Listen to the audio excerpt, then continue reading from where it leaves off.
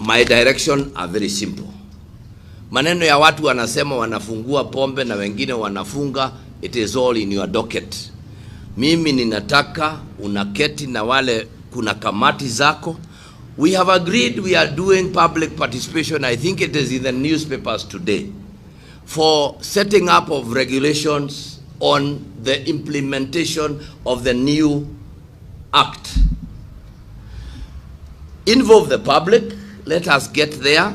As we are speaking now, it would have been very cruel for us to say all bars to suspend selling until we complete the regulations. But we have said no.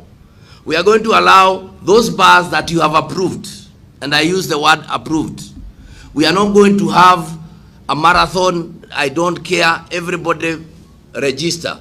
You must do what you are supposed to do, even, you know, until, and I think this is what they say in law, there is never a lacuna, there is never a vacuum. If we have not operationalized the new act, the old one is still in force.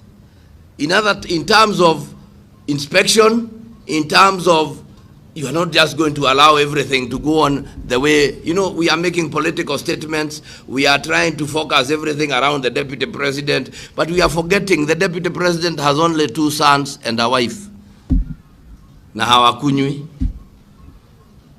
Wale wanakunywa ni watoto we.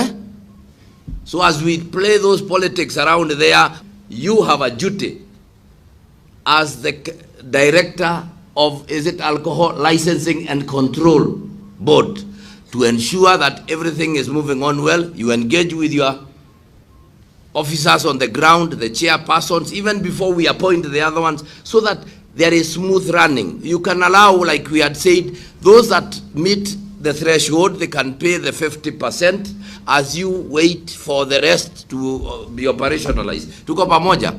Yeah, but after all, why are we making so much noise about alcohol? As if alcohol kuna mtu ameandikiwa na daktari.